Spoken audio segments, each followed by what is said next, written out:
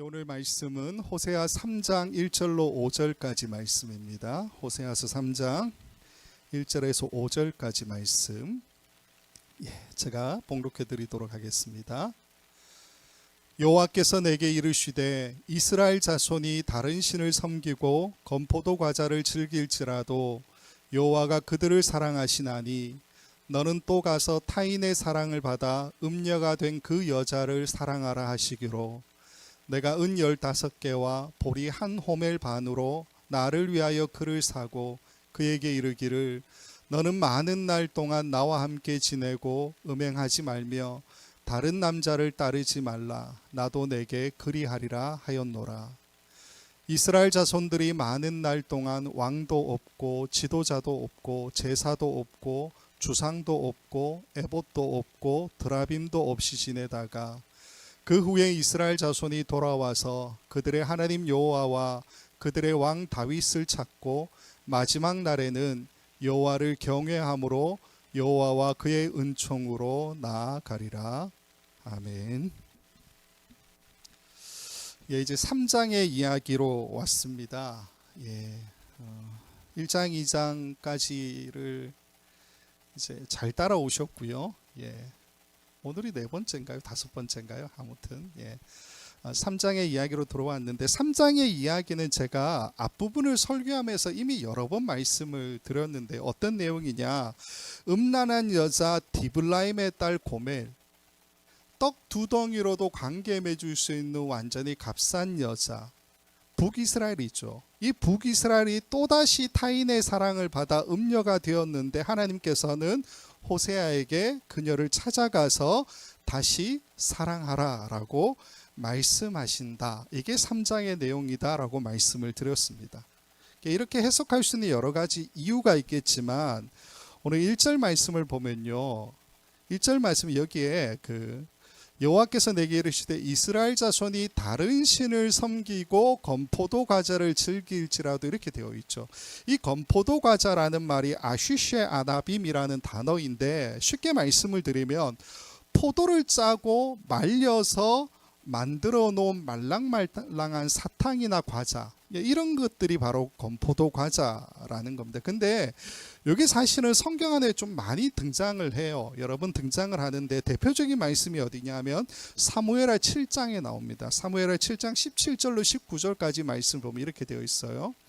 여호와의 궤를 메고 들어가서 다윗이 그것을 위하여 친 장막 가운데 그 준비한 자리에 그것을 두매 다윗이 번제와 화목제를 여호와 앞에 드리니라. 다윗이 번제와 화목제 드리기를 마치고 만군의 여호와의 이름으로 백성에게 축복하고 모든 백성 곧 온 이스라엘 무리에게 남녀를 막론하고 떡 1개와 고기 1조각과 건포도 떡 1덩이씩 나누어 주매 모든 백성이 각기 집으로 돌아가니라. 자, 여기 이 말씀을 보면 여호와의 궤를 다시 옮겨온 다윗이 너무너무 행복해하죠. 그래서 하나님 앞에 감사의 화목제와 번제를 드렸다라고 이야기하고 있습니다. 이거는 희생의 제사죠. 희생제사.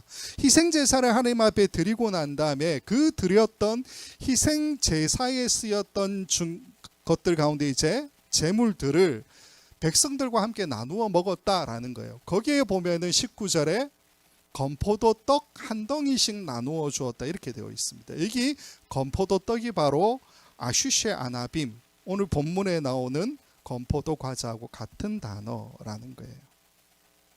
이 말씀을 왜 드리느냐 하면 건포도 과자라는 것이 흔히 우리가 마켓 가서 사는 과자가 아니에요.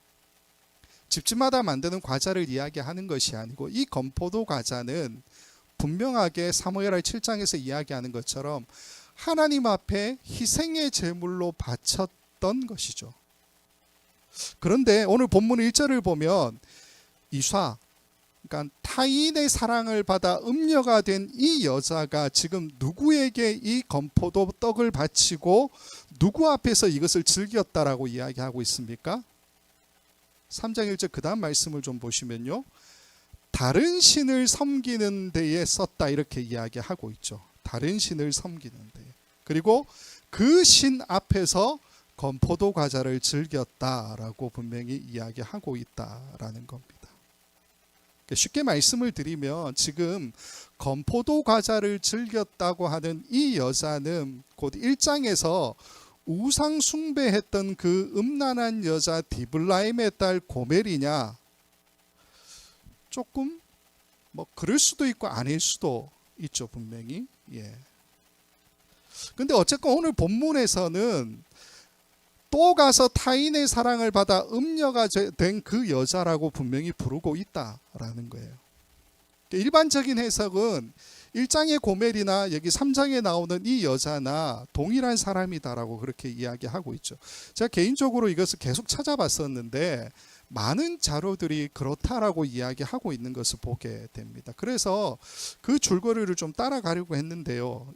좀 한 가지 마음에 걸리는 게 좀 있었습니다. 그게 뭐냐 하면 1장과 2장 말씀을 통해서 하나님께서 이미 음란한 여자 디블라임의 딸 고멜, 그러니까 떡 두 덩이로도 관계 맺을 수 있는 완전히 값싼 이 여자에게 은혜를 베푸시죠. 어떤 은혜입니까?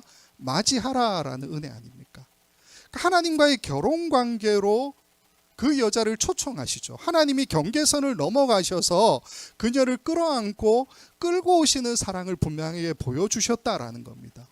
그렇기 때문에 2장 마지막에 이렇게 끝나죠. 2장 19절, 20절, 23절을 보면 이렇게 되어 있습니다.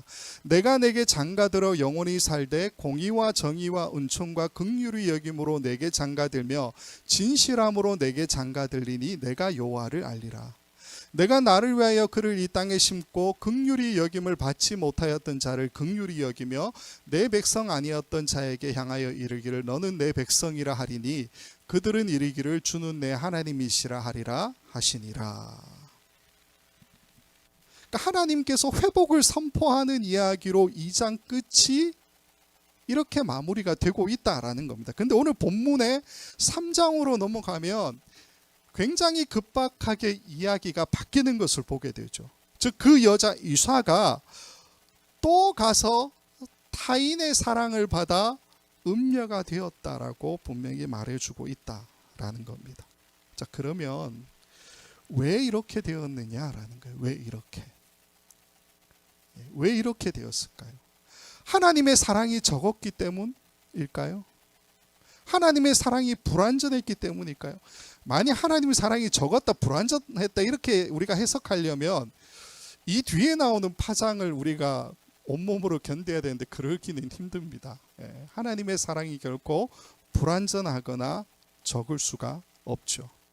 그럼 우리가 해석할 수 있는 가능성은 뭐냐 하면 하나님의 사랑에도 불구하고 이 여자 고멜이 또다시 타인의 사랑을 받아서 음녀가 되었다라는 거죠. 이 해석이 맞을 수 있다라는 겁니다. 역사적으로도 북이스라엘은 호세아가 하나님의 말씀을 선포했음에도 불구하고 자신들을 돌이키지 않고 결국은 어떻게 됩니까? 아수르에게 멸망당하고 말았다라는 거죠.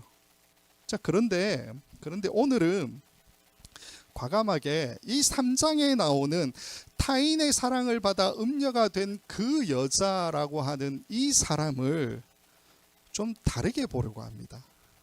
좀 다르게. 자, 이렇게 볼 수 있는 가능성이 있어요.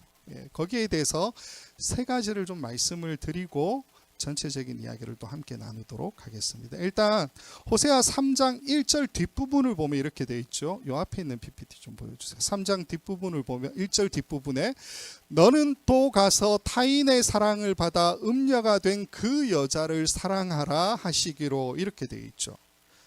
대부분의 설교를 듣게 되면요, 이게 제일 앞에 나오는 너는 또 가서라고 해서 또 가서라는 말이 나오죠. 이 말이 바로 뒤에 나오는 타인의 사랑을 받아 음녀가 된이라고 하는 말을 수식한다라고 그렇게 보고 있습니다. 즉 디블라임의 딸 고멜, 이사인 그 여자는 지금 어떤 상태입니까? 또 가서 타인의 사랑을 받아 또 다시 음녀가 되었다, 그 이야기죠. 근데 문제는 여기에서 이사, 즉 그 여자가 타인이 우상 아닙니까? 우상에게로 간 것이 또 한 번인지 아니면 또 여러 번인지는 나와 있지 않죠. 그건 정확하지가 않다라는 있다라는 겁니다. 근데 우리가 상식적으로 생각해 보면 아까도 북이스라엘의 역사에 대해서 말씀을 드렸지만 이 위사, 그 여자 디블라임의 딸 고멜, 떡 2덩이로도 관계 맺을 수 있는 완전히 값싼 여자, 이 북이스라엘은 여러 번 우상 숭배로 갔었죠. 역사적으로 그걸 우리가 알고 있지 않습니까? 사실 여로보암 2세가 통치하던 이때를 우리는 어떤 시대라고 그랬습니까? 북이스라엘이 가장 강성하고 부유했던 시기, 그러나 또 가장 타락했던 시기, 그렇게 이야기했었죠. 결국에는 이 문제 때문에 아수르에게 멸망당할 수밖에 없었다라는 결론을 우리는 잘 알고 있다라는 겁니다. 그렇게 보면 여기 이사, 그 여자는 우리가 딱 한 번 눈 감아 줄 정도의 어떤 실수를 저지른 게 아니고요, 굉장히 자주 빈번하게 우상 숭배를 저지른 상태라고 보는 것이 맞죠. 그렇게 보면 여기에서 타인의 사랑을 받아 음녀가 된이라고 하는 이 여자는 또다시라고 하는, 또 가서라고 하는 이 말을 수식받지 않을 수도 있다라는 겁니다. 이걸 제가 원어로 좀 설명을 드리면요, 원어가 또 가서라고 하는 이 말이 오드레크라고 하는 단어를 쓰고 있어요. 근데 이 단어 바로 뒤에 어떤 단어가 나오냐 하면 사랑하라 그 여자들이라고 해서 에하브 이샤라는 단어가 나오고 있습니다. 물론 우리 성경은 문장을 좀 자연스럽게 하기 위해서 어떻게 해석했느냐, 또 가서 타인의 사랑을 받아 음녀가 된 그 여자를 사랑하라 하시기로 이렇게 번역을 하고 있어요. 그러나 원어 그대로 직역하면 어떻게 되냐면 또 가서 사랑하라 그 여자를, 즉 오드 레크 에하브 이사, 이 네 단어가 쭉쭉쭉쭉 연결해져서 나온다는 겁니다. 그래서 보면 또 가서 사랑하라 그 여자를 타인의 사랑을 받아 음녀가 된, 이렇게 해석이 된다라는 겁니다. 결국 여기에서 또 가서라고 하는 이 말은 실질적으로 타인의 사랑을 받아 음녀가 된이라고 하는 것을 수식하는 말이 아니죠. 이 말은 사랑하라라고 하는 말과 연결되고요, 결국 또 가서 사랑하라라고 이야기하고 있기 때문에 이 말은 하나님께서 호세아에게 하신 명령이다라는 겁니다. 이렇게 보면 여기에서 타인의 사랑을 받아 음녀가 된 그 여자라고 하는 사람이 우리가 1장에서 봤던 고멜이 아닐 가능성도 존재한다라는 거죠. 두 번째로는 3절 말씀이 이렇게 되어 있습니다. 3장 3절을 보면 그에게 이르기를 너는 많은 날 동안 나와 함께 지내고 음행하지 말며 다른 남자를 따르지 말라. 나도 내게 그리하리라 하였노라. 자, 여기에서 음행하지 말며 다른 남자를 따르지 말라라고 하는 말이 나오는데 원어를 제가 적어드렸죠. 로자나 로하야 이시, 이렇게 5개의 단어로 구성이 되어져 있습니다. 앞에 붙어 있는 로라고 하는 것은 저희가 이미 살펴봤었죠. 로, 암미, 로, 루아마라고 할 때 그 로, 즉 뒤에 나오는 단어를 부정형으로 바꾸는 것이 바로 이 로가 가지고 있는 뜻이다라고 말씀을 드렸습니다. 차이가 있는 것은 뭐냐 하면요, 로, 암미, 로, 루아마라고 해서 이 단어들이 붙어서 나오면은 앞에 있는 이야기 뒤에 나오는 그 단어를 무엇이 아닌으로 해석을 해요. 그래서 내 백성이 아닌, 긍휼히 여김을 받지 못하는, 이렇게 해석이 되는데, 이게 지금 오늘 본문처럼 로 띄우고 자나, 로 띄우고 하야, 이렇게 되면 완전히 명령형으로 무엇 하지 말라라는 뜻을 가지고 있어요. 그래서 우리 성경에도 음행하지 말며 따르지 말라, 이 쉬가 남자죠.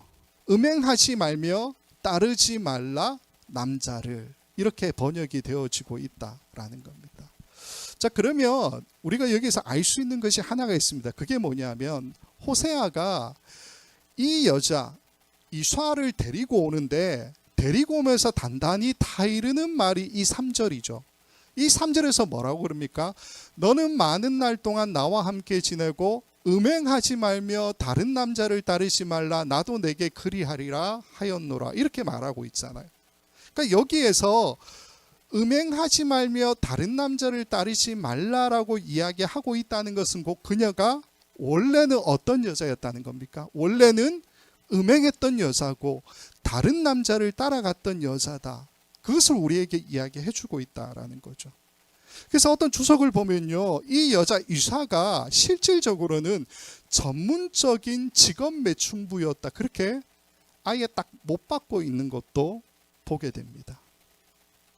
가능성 있는 이야기예요. 왜 그러냐면 사실 이 고대 지방에서 이 고대 이제 사회에서 대부분의 신전에서는 고용된 전문적인 매춘부가 존재했었죠. 그러니까 실질적으로 성행위 자체를 어떻게 보느냐, 하나님과 내가 하나가 된, 즉 신과 내가 하나가 되는 방법으로 보았었다라는 겁니다. 그래서 신의 대리인으로서의 신전에 고용된 그 매춘부와 내가 관계를 맺는 것으로 통해서 신의 뜻을 찾아간다. 이렇게 보았다라는 거죠. 오늘 본문에 나오는 타인의 사랑을 받아 음녀가 된 그 여자라고 하는 이 여자를 우리는 신전에 고용되었던 전문적인 매춘부 이렇게 볼 수도 있어요. 아니면 그냥 3절에 나오는 것처럼 원래 음행했던 여자, 원래 다른 남자를 따라갔던 여자 이렇게 볼 수도 있다라는 겁니다. 근데 이렇게 보면 이 여자는 1장에 나오는 디블라임의 딸 고멜이라고 이야기하기 좀 애매하죠. 왜 그렇습니까? 이미 호세아가 디블라임의 딸 고멜에게는 찾아가죠. 그리고 아내로 맞이하고 벌써 자녀 셋을 낳은 상태로 이야기되어지고 있다라는 겁니다. 자, 그러면 조금 더 명확한 증거에 대해서 말씀을 드리는데 2절 말씀을 보면 이렇게 되어 있습니다. 2절에 이렇게 되어 있어요. 내가 은 15개와 보리 한 호멜 반으로 나를 위하여 그를 사고 이렇게 되어 있습니다. 여기 2절 마지막에 그를 사고라고 하는 말이 있는데 이 말은 곧 지금 이 여자가 사고 팔 수 있는 상태에 놓여 있었다라고 하는 것을 우리에게 분명히 이야기해 주고 있죠. 그래서 호세아가 어떻게 합니까? 은 15개와 보리 한 호멜 반을 주고서 그 여자를 사왔다. 결국 여기에서 은 15개와 보리 한 호멜 반은 그녀를 위해서 지불된 몸값으로 그렇게 이야기되어지고 있다라는 거죠. 전통적인 해석은 이 몸값이 요즘 일반적인 어떤 그 직업 여성들에 좀 비유합니다. 그러니까 지금 이제 그 매춘을 하는 여성들 거기에 좀 빗대어서 고멜이 매춘의 일을 하면서 빚을 지고 있었다. 그래서 그 빚을 갚은 값이 바로 은 15개와 보리 한 호멜 반이다. 이렇게 해석하는 게 있어요. 근데 이건 좀 많이 비약적입니다. 그러니까 뭐 매춘부라고 반드시 빚을 지고 살아가는 건 분명히 아니잖아요. 그리고 지금의 매춘부하고 좀 연결시키는 것도 어느 정도 맞지 않는 이야기다라는 거죠. 두 번째 해석은 이 몸값이 그녀를 사오는 게 아니라 매춘을 위해서 지불한 값이다 이렇게 보는 것도 있어요. 근데 이건 좀 너무 지나치게 간 게 아닌가 하는 생각이 듭니다. 남은 해석은 뭐냐 하면 이 여자가 아까 말씀을 드린 것처럼 신전에서 고용되었던 전문 매춘부다라고 우리가 볼 수 있다라는 거죠. 그 말은 뭐냐 하면요, 신전에서 고용된 매춘부라는 것은 누군가 주인이 있다는 거예요. 주인이 이 여자의 일터를 어디로 잡았다는 겁니까? 신전으로 잡았다라는 것을 이야기하고 있다는 겁니다. 그래서 이 여자를 위해서 값을 지불하죠. 실질적으로는 약간 노예값을 지불한 거나 마찬가지로 값을 지불하고 그녀를 데리고 왔다. 그렇게 볼 수가 있다라는 겁니다. WBC 주석을 쓴 더글라스 스튜어트라고 하는 사람이 호세아서를 썼는데 이 여자 이사가 지불된 값을 지불하고 난 다음에 호세아가 데리고 가지 않습니까? 근데 이 지불한 값을 노예의 몸값이거나 매춘부의 빚을 갚은 것이거나 혹은 매춘을 위해서 준 값이 아니고 어떻게 보느냐, 여기에서 지불된 몸값은 바로 신부값이다 이렇게 봐요. 신부값. 요즘으로 이야기하면 신부를 데려오기 위한 지참금 같은 거죠. 신부값. 신부값이다. 그녀가 매춘부였다는 그 사실은 부인하지 않습니다. 거기에 대해서는 부인하지 않고 오히려 그런 그녀를 신부값으로 주고 자신의 아내로 맞이하고 있는 호세아의 모습, 이게 지금 3장에서 보여지고 있는 모습이다라고 이야기하고 있습니다. 따라서 이 사람이 어떻게 이야기하느냐, 타인의 사랑을 받아 음녀가 된 그 여자는 누구냐, 새로운 이스라엘이다, 이렇게 표현합니다. 즉 포로기를 통해서 살아남은 남유다 백성들, 그들이 바로 오늘 본문 3장에 나오는 그 여자다라고 이야기해요. 종말론적인 개념으로 보게 되면은 남은 무리였던 이스라엘, 포로 귀환을 기다리고 있었던 유다 백성들, 그들이 바로 타인의 사랑을 받아 음녀가 된 그 여자다라는 거죠. 아직 이들은 결혼한 상태가 아니죠. 무슨 말이냐면 바벨론 포로 신세였다라는 겁니다. 그러나 타인의 사랑을 받아서 음녀가 된 상태죠. 즉 바벨론에 묶여 있는 사람이다라고 이야기하고 있다라는 겁니다. 그래서 오늘 본문 3장 1절에 나오는 이 여자에 대한 이야기를 우리는 어떻게 정리하면 좋으냐면, 새로운 이스라엘을 위해서 야훼께서 신부값을 지불하시고 되사신 사람들, 우리가 그렇게 정리해 볼 수 있다라는 겁니다. 자, 이렇게 보면 고멜의 이야기는 2장에서 끝이 났다라는 거죠. 그녀에게는 이미 회복의 말씀이 주어졌죠. 잘 지켰으면 모두가 해피엔딩으로 끝나는 이야기지만 역사적으로 보게 되면은 디블라임의 딸 고멜은 회복의 방향으로 가지 못했다라는 겁니다. 결국 그래서 BC 722년에 아수르에 의해서 멸망당하고 말았다. 이게 역사가 우리에게 보여주는 이야기이죠. 이 이야기를 선지서가 가지고 있는 특징으로도 어느 정도 좀 설명을 할 수가 있습니다. 무슨 말이냐면, 대부분의 선지서가 가지고 있는 특징이 뭐냐면, 말씀을 선포할 때에 그 말씀을 듣는 사람이 누구인지는 잘 밝혀주고 있어요. 그런데 문제가 뭐냐면, 나중에 모든 이야기가 진행이 되면서 회복에 대한 말씀이 중간중간 나오잖아요. 근데 중간중간 나오는 이 회복에 대한 말씀이 북이스라엘을 위한 말씀인지 남유다를 위한 말씀인지가 명확하지 않는 경우가 굉장히 많습니다. 물론 모든 역사가 승자를 위한 기록이다, 그렇게 우리가 보고 있지 않습니까? 마찬가지예요. 성경도 남유다 중심으로 역사가 기록이 되어져 있습니다. 열왕기상하는 남북의 모두의 이야기를 쓰고 있지만 그 다음 역대기상하부터는 모두 다 남유다 중심의 이야기로 그렇게 이끌어져 가고 있죠.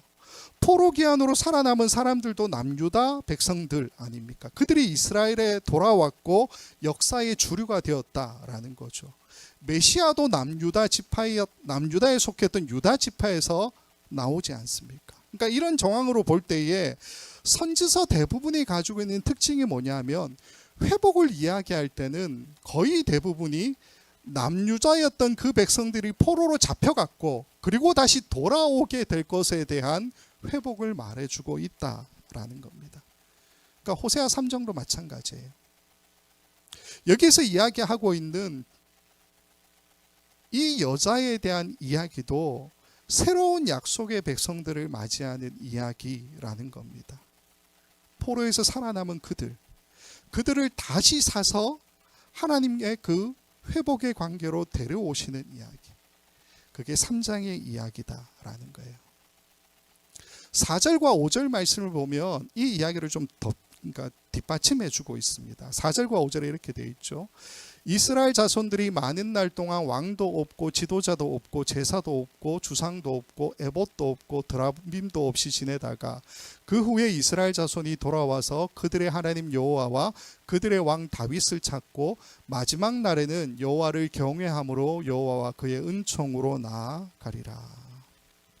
여기서 4절의 이야기가 포로기의 상황에 대한 이야기죠. 어떤 의미에서는 포로로 다 잡혀간 게 아니잖아요. 남유다에 여전히 남아 있었던 그 사람들, 혹은 나중에는 이제 이 사람들 가운데 일부는 애굽으로 또 도망가죠. 그러니까 그 사람들에 대한 이야기일 수도 있겠죠. 어쨌든 4절의 정황 자체는 포로기의 상황을 담아내고 있다라는 겁니다. 그리고 5절에 그 후에 이스라엘 자손들이 돌아와서라고 분명히 이야기하죠.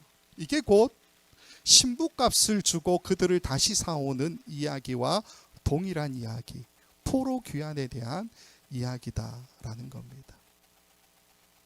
3장의 이야기는 우리가 어떻게 정리할 수 있냐면요, 사랑의 대상은 변했습니다. 디블라임의 딸에서 이제는 누구로 바뀝니까? 새로운 이스라엘, 돌아올 유다 백성으로 그 대상이 바뀌고 있죠. 그러나 여전히 한결같이 하나님은 어떤 모습을 보여주십니까? 경계선을 넘어가시고 그들을 끌어안고 끌고 오시는 사랑의 모습을 보여주더라라는 겁니다. 쉽게 말해서 호세아가 말하는 하나님의 사랑이라고 하는 것은 변함이 없는 사랑을 우리에게 보여주죠.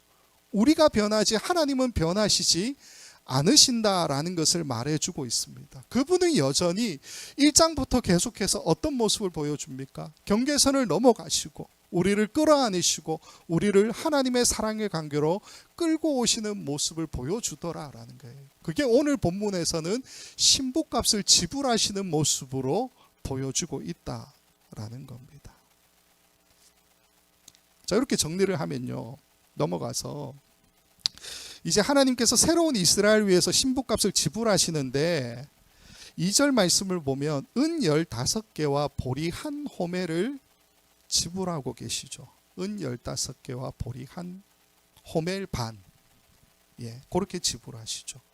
여기 보리 한 호멜 반은 실질적으로 5뷰셀 이렇게 이야기하고요, 36m 2마리다 이렇게 이야기하는데 정확한지 아닌지는 제가 계산은 못 해봤습니다. 근데 얼추 계산해도 보리 2마리면요 그렇게 비싼 금액이 아니죠.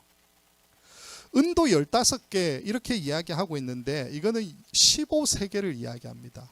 15세겔을 이야기하는데 출애굽기 21장의 말씀을 보면 저희가 말씀 보지 않겠지만 출애굽 당시에 여성 노예의 값이 얼마라고 기록하고 있냐면 은 30세겔이다 이렇게 이야기하고 있습니다. 그리고 나중에 성전에 서원으로 여자들이 하나님 앞에 드리게 될 때에 그 서원으로 여자를 드렸던 값을 어떻게 계산하느냐, 은 30세겔로 계산하고 있어요. 그렇게 보면 지금 여기에 은 15세겔을 드리고 있다, 신부값으로 지불하고 있다라고 하는 것은 시대가 지나고 물가가 상승했던 모든 비율을 우리가 다 계산하지 않는다 하더라도 이게 여성 노예 값의 반에도 미치지 못하는 금액이다라는 것을 알 수가 있죠. 매우 싸다, 싼 값을 지불했다라는 겁니다. 이게 무슨 말을 하고 싶으냐면요, 타인의 사랑을 받아 음녀가 된 그 여자를 위해서 호세아가 지불한 것이 보리하고 은이에요. 근데 이게 과도하게 비싼 금액이 아닐 뿐더러 너무나도 작은 금액이다라는 거죠. 그럼 여기에서 지불한 금액이 적다라고 하는 것은 곧 그녀가, 그 여자가 타락한 정도가 적다거나 과하지 않은 상태라는 것을 우리에게 말해주는 걸까요? 여자가 죄를 그만큼 짓지 않았다, 우상숭배로 그만큼 가지 않았다, 그 얘기를 하는 걸까요? 아니요, 그렇지 않습니다. 그 반대입니다. 무슨 말이냐면요, 그는 이미 직업 매춘부, 즉 신전에서 몸을 파는 여자로 살고 있었죠. 그러나 이미 소유는 누굽니까? 바벨론의 소유였다라는 겁니다. 따라서 지불된 신부값은 누구에게 줍니까? 바벨론에게 지불했다라는 거죠. 근데 그 신부값으로 고작 은 15개와 보리 한 호멜 반을 주었다라고 하는 것은 어떤 의미입니까? 그녀가 싼 값으로 거래할 수 있을 만큼 주인에게 필요가 없다는 거죠. 더 이상 주인에게는 쓸모없는 매춘부, 쓸모없는 음녀, 쓸모없는 이사였다라는 겁니다. 우리가 역사를 통해서 보면 조금 더 이해가 됩니다. 남유다 백성들이 나라가 멸망하고 난 다음 BC 586년이죠. 그리고 이제 바벨론으로 많은 사람들이 끌려가지 않습니까? 끌려간 그곳에서 남유다 백성들이 잘 정착을 해요. 그리고 나름 잘 적응하고요. 너무 잘 적응해서인지 다니엘 같은 고위직 공무원도 나오고요, 에스더 같은 왕비도 나오죠. 근데 이게 바벨론의 입장에서 보면 어떠냐 하면요, 내가 노예로 끌고 왔는데, 유다에서 끌고 왔는데 포로임에도 불구하고 자신들의 고유한 정체성을 잘 지켜요. 그들은 제사장 중심의 삶을 이제 유다에서 살았다가 이제 어떻게 삽니까? 그러니까 말씀인 신명기 중심으로 살죠. 예. 나중에 그거는 좀 기회가 있으면 말씀을 드릴게요. 어쨌건 자신의 고유한 신앙과 정체성을 잘 지키면서 사는데 급기야는 어떤 모습입니까? 정계에도 진출하고요. 그러더니 왕비까지 배출해 주고 있다라는 거죠. 이게 바벨론 시민들이 보기에는 어떤 모습일까요? 유다 백성들에 대한 적개심이 굉장히 일어날 수밖에 없는 그런 상황 아니냐라는 겁니다. 사실 다니엘서나 에스더서 모두 어떤 이야기입니까? 포로였던 남유다 백성들에 대한 경계심, 적개심 같은 것들이 진행이 되는 이야기이죠. 다니엘과 세 친구들이 모함을 당하는 이야기, 그 이야기도 마찬가지죠. 에스더와 모르드게를 죽이려고 했던 하만의 그 이야기도 마찬가지입니다. 포로된 남유다 백성들을 향한 이 바벨론의 적개심이 그 이야기들 속에 분명히 나타나져 있다라는 겁니다. 그래서 우리가 역사로 보게 되면요, 바벨론 입장에서 이 유다 백성들은 눈의 가시 같은 사람들이었죠. 그래서 어떻게 합니까? 포로 귀환으로 돌려보내죠. 근데 하나님은 호세아서를 통해 어떻게 이야기하느냐? 포로 귀환으로 돌아오는 그들을 오히려 하나님께서 신부값을 주시고 음녀가 된 그 이스라엘을 다시 사왔다라고 이야기해주고 있다라는 겁니다. 근데 이 포로들이 골칫덩어기 때문에 비싼 값을 안 줘도 됐다는 거예요. 싼 값을 지불하고서 그들을 사왔다. 그게 오늘 본문의 이야기라는 겁니다. 자, 그러면 이제 신부값을 주고 이 새로운 이스라엘을 데려와서 하나님께서 이들에게 어떤 말씀을 하느냐? 호세아 3장 3절 말씀을 보면 이렇게 되어 있습니다. 그에게 이르기를 너는 많은 날 동안 나와 함께 지내고 음행하지 말며 다른 남자를 따르지 말라. 나도 내게 그리하리라 하였노라. 제가 일부러 쉼표를 찍었는데 네 가지 하나님의 약속과 권유의 말씀이 나오죠. 많은 날 동안 나와 함께 지내고 음행하지 말며 다른 남자를 따르지 말라. 나도 내게 그리하리라. 이걸 하나하나 살펴보고는 말씀을 좀 마칠게요. 첫 번째, 많은 날 동안 나와 함께 지내고, 이 말씀을 하나님께서 해주시는데 사실 70년간 포로 생활을 하고 있었던 이 남유다 백성들에게 많은 날 동안 나와 함께 지내고라고 하는 이 이야기는 기대할 수 없는 이야기였죠. 값어치가 떨어졌던 이사, 그 여자 아닙니까? 바벨론 포로에 있었을 때는 자신의 값어치가 떨어질 대로 떨어졌기 때문에 아마 내가 매춘부로 다시 팔려가든지 아니면 다른 남자들의 노래기가 되든지 아니면 버려지게 될 거다라고 하는 불안감 속에 살지 않았을까요? 근데 하나님께서는 그녀를 신부값을 지불하고 사오죠. 그리고 어떤 말을 가장 먼저 합니까? 지금까지 떨어져 있었던 모든 시간을 만회하려고 하는 듯이 기대할 수 없는 약속으로 많은 날 동안 나와 함께 지내고 라는 말씀을 그녀에게 들려주고 있다라는 겁니다. 두 번째는 음행하지 말며 라는 이야기죠. 근데 생각해보면 이건 이사, 그 여자에게는 자신의 삶을 완전히 버리라라고 하는 것과 마찬가지입니다. 그러니까 이 여자를 매춘부라고 볼 수도 있다라고 말씀을 드렸죠. 많은 남성을 상대하는 것이 이 여자가 가지고 있는 직업인데 호세아는 그녀에게 음행하지 말며, 즉 매춘부로서는 절대로 지킬 수 없는 약속을 해라라고 그렇게 이야기하고 있다라는 겁니다. 자, 그러면 이 약속을 받아내기 위한 가장 기본적인 최소한의 전제 조건이 필요하죠. 그게 뭡니까? 원래 음행하던 여자였는데 이게 자기 업인데 이거 다 포기하라 라는 이야기잖아요. 그러면 이렇게 포기가 되도록 하는 최소한의 전제 조건이 뭘까요? 그건 바로 그 여자가 음행을 하지 않을 정도로, 그 삶을 모험할 정도로 호세아가 그녀를 완전히 사랑해야 된다라는 거죠. 호세아가 그녀를 완전히 책임져야 된다라는 겁니다. 이게 전제 조건이 되지 않으면 음행에서 떠날 수가 없었다라는 거죠. 근데 하나님은 신부값을 지불하셨고요. 그녀를 그 음란함으로부터 탈출하도록 만드셨죠. 그리고 이제 하나님께서 어떻게 이야기하십니까? 음행하지 말라. 무슨 말입니까? 내가 너를 완전히 책임질 테니까 더 이상 너는 음행으로 돌아가지 마라. 그렇게 말씀하는 거나 마찬가지다라는 겁니다.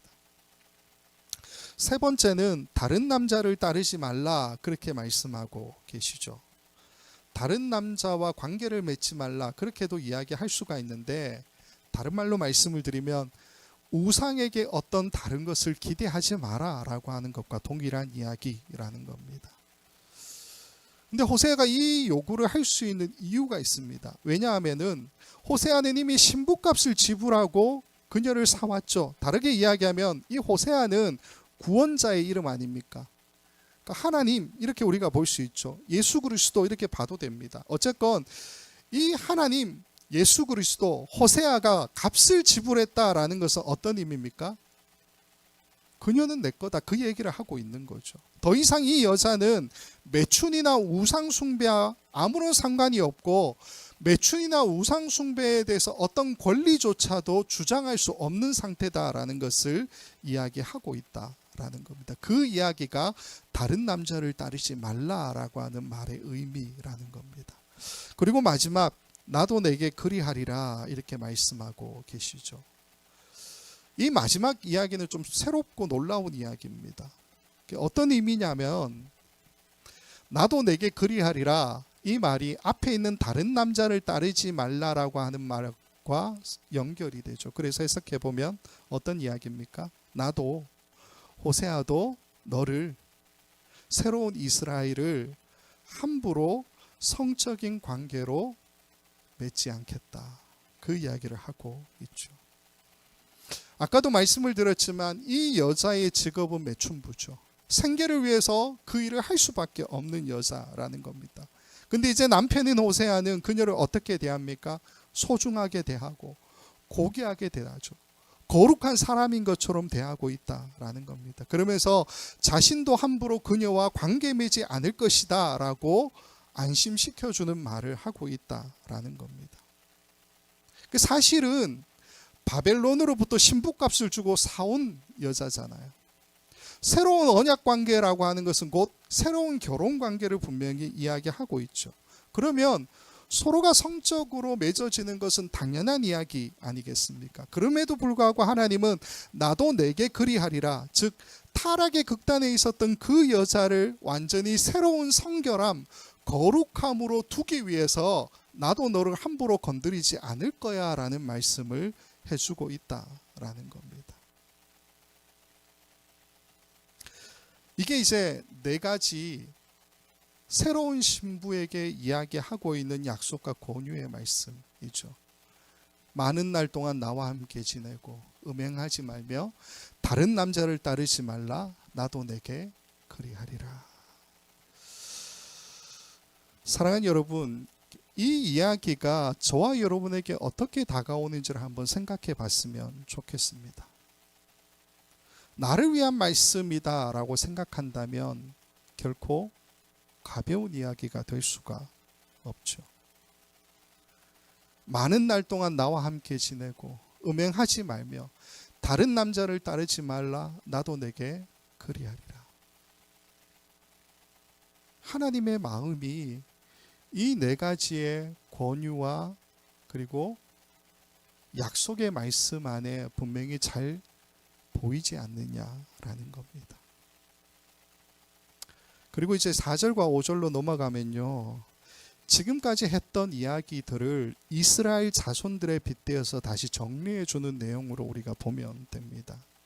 말씀은 아까 읽었고요. 여기 5절에 보면 마지막 날에는 여호와를 경외함으로 여호와와 그의 은총으로 나아가리라 라고 하는 말이 나오고 있죠. 이 마지막 날에는 이라고 하는 이 말이 우리가 1, 2장을 통해서 살펴본 것과 비슷한 이야기를 해주고 있습니다. 무슨 말이냐면 하나님의 회복이라고 하는 것, 즉 하나님의 사랑이라고 하는 것을 우리에게 이야기해주는 이 호세아서는 그냥 마냥 하나님의 지고지순한 사랑, 무조건 받아주는 사랑, 그것을 이야기하지 않는다고 분명히 이야기했죠.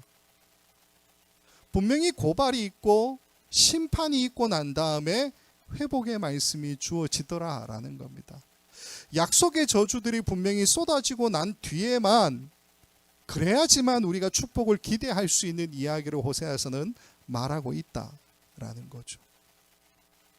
마지막 날에라고 하는 이 말은 그것을 우리에게 말해주고 있다라는 겁니다.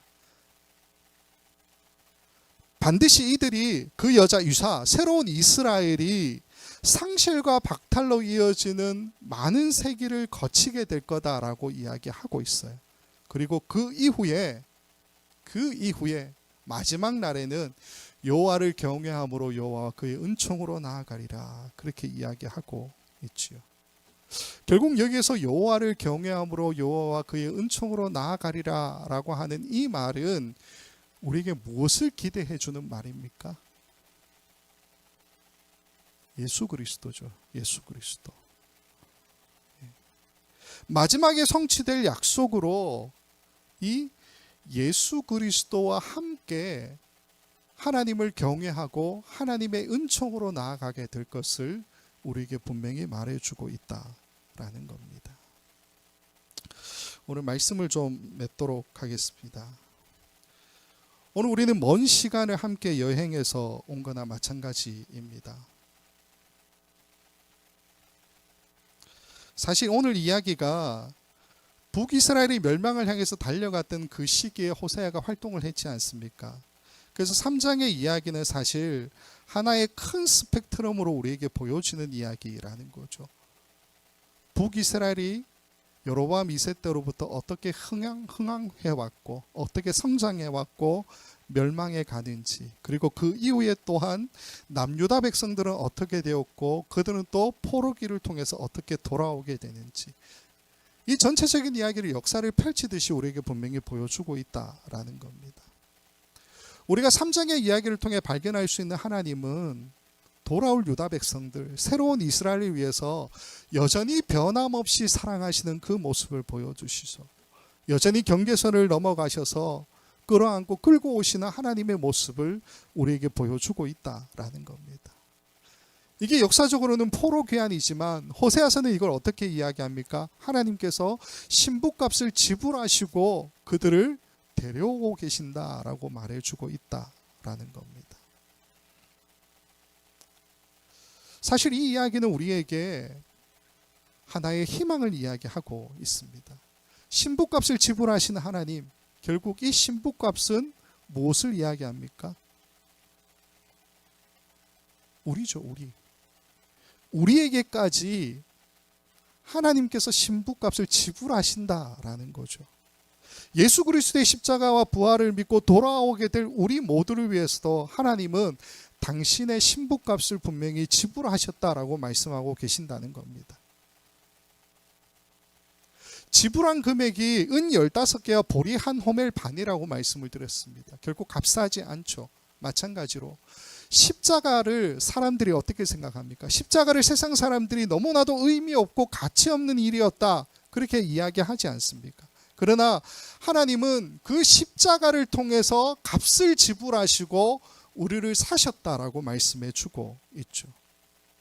사실 지불한 값이 적다라고 하는 것은 지금 우리의 상태를 이야기하고 있는 것 아닙니까? 우리가 더 이상 쓸모없는 존재, 버려둔 것과 같은 존재, 죽은 것과 같은 매춘부, 노예와 같다라고 말씀해 주고 있다라는 거죠. 결국 오늘 본문 안에서 신부값은 예수 그리스도의 죽음을 우리에게 말해주고 있습니다. 그분이 지불하신 목숨값이라는 거죠. 우리를 살리기 위해서 지불하신 목숨값이다라는 겁니다. 그 신부값으로 우리를 사셔서 이제는 우리들을 당신의 회복, 결혼의 관계 안으로 이끌어 가고 계시더라라는 겁니다. 그러면서 이제 우리에게 네 가지 당부의 이야기를 하시죠. 많은 날 동안 나와 함께 지내고 음행하지 말며 다른 남자를 따르지 말라. 나도 내게 그리하리라. 이 네 가지 당부의 이야기가 하나님이 우리를 얼마나 사랑하고 계시는지를 깨닫게 되는 말씀이 되기를 간절히 소망합니다. 사실은 돌이킬 수 없는 이사, 그 여자이지요. 사실은 잡혀가 있었고 언제 돌아올지 모르는 여자죠. 오늘 본문으로 이야기하면 타인의 사랑을 받고 있는, 우상에게 지배당하고 있는 여자 아니겠습니까? 그럼에도 불구하고 그에게 많은 날 동안 나와 함께 지내자고 말씀하시고요, 음행하지 말라고 권유하시고 다른 남자를 따르지 말라라고 말씀하시죠. 하나님 자신조차도 우리의 거룩함을 깨지 않기 위해서 함부로 관계 맺지 않겠다라고 선언하시는 약속의 말씀을 오늘 우리는 듣고 있다라는 겁니다. 간절히 바라기는 하나님의 이 사랑을 다시 한번 생각하고 이 사랑을 다시 한번 우리 마음 가운데 받아들이는 저와 여러분 모두가 되었으면 좋겠습니다. 그 사랑이 오늘 이 금요일 밤에 저와 여러분 마음을 가득 채우기를 우리 주 예수 그리스도의 이름으로 간절히 축원을 드립니다. 기도하겠습니다. 고마우신 아버지 하나님, 우리가 음란한 디블라임의 딸 고멜이어도 할 말이 없고, 오늘 본문에 나오는 타인의 사랑을 받아 음녀가 된 포로로 잡혀갔던 남유다 백성과 같은 우리라고 해도 할 말이 없는 우리 아닙니까? 그럼에도 그런 우리를 위해서 신부값을 지불하시고 당신의 사랑의 관계 안으로 우리를 이끌어 가시는 하나님을 오늘 말씀을 통해 또다시 듣습니다. 아버지 하나님, 그렇게 우리를 위해 신부값을 지불하셨던 이 모습이 곧 예수 그리스도를 십자가에 못 박으신 모습과 동일하죠. 우리를 위해 생명값으로 예수님을 희생하셨던 하나님의 그 사랑을 이 시간 다시 한번 생각하는 우리 모두가 되게 하여 주시고, 왜 하나님께서 자신의 독생자를 우리를 위해서 아낌없이 지불하셨는지를 우리의 삶을 놓고 다시 한번 돌아보는 이 시간이 되도록 주께서 인도하여 주시옵소서. 그래서 오늘 우리에게 주시는 이 말씀, 많은 날 동안 나와 함께 지내고 음행하지 말며 다른 남자를 따르지 말라. 나도 내게 그리하리라. 이 말씀이 우리 안에 들어오고 이 말씀을 지켜나가는 우리 모두가 되도록 주께서 허락하여 주시옵소서. 감사하고 예수님의 이름으로 기도하옵나이다. 아멘.